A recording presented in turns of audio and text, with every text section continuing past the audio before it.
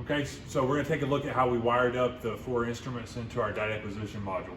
So we're using a NI9219, which is a universal module.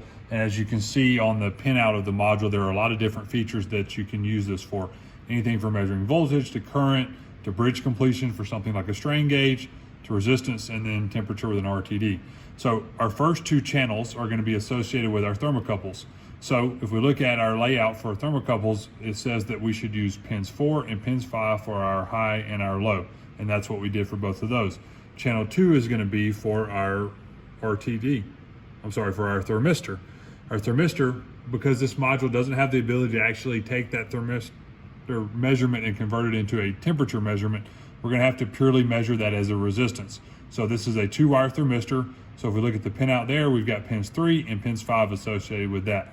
Finally, channel 3 is our RTD measurement. We're using a 3-wire measurement. So again, pin layout, we've got pins 3, pins 5, and pin 6. Now that we've got all of our instruments wired according to the layout of the module, we're going to take a look at the data acquisition code and how we acquire those signals. Okay, now that we have all of our instruments wired into our LabVIEW module, we want to look at our code and how we actually acquire those signals in preparation for recording those. So we've got all 4 sensors wired into our LabVIEW module.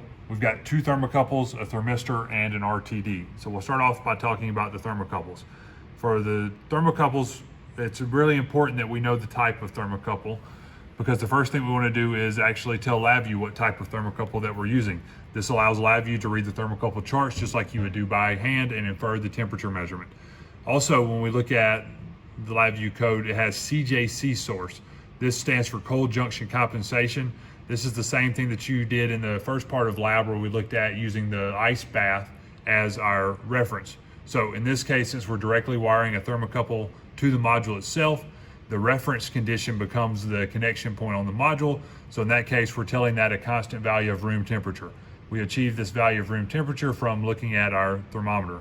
We went ahead and put in an expected range of temperatures, and then our sample rate is just simply 1 Hertz since we're only interested in steady measurements. So did the same thing for the type T thermocouple, same settings. The only difference there is that we selected a type T thermocouple. Thermistor is just a form of resistance. So we looked at measuring resistance in ohms. If we look at the measurement, you have to excite the signal so that it can appropriately determine the resistance measurement. In this case, it does so by putting in an internally generated current value, which then goes with a 2-wire configuration associated with our thermistor. Finally, our RTD, same thing, expected range, type of RTD, the same way that the type of thermocouple gives you the chart to read, the same thing occurs with the type of RTD. The specific form of platinum that is used gives that how resistance is changing with respect to temperature. This is a 100 ohm resistance RTD, and then we're simply using a 3-wire configuration. Just like the thermistor, we had to excite that in order to determine our signal. We're using that with an internal current source. We also can look up top and we can look at this output table. This can be used to sanity check before we start our measurements, just to make sure that the values we're getting make sense with the values that we're expecting. Okay, now that we've configured our DAQ assist block to actually acquire our signals, we're going to put together a really simple LabVIEW code. We've already sanity checked our numbers using DAQ assist. All we're really interested in doing is inputting the measured temperature with a thermometer and then recording the output of the 4 sensors. So if we look at our block diagram, that's exactly what we have. We have our DAQ assist block. We have all 4 of our output signals from each sensor combined in this one common line.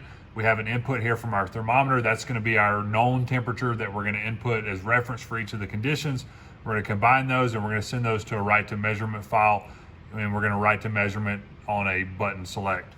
If we look at our front panel, very simple. Again, all we have is a write to measurement data file, and then our input temperature of our thermometer in degrees Celsius, and then just a stop button to execute the code if needed.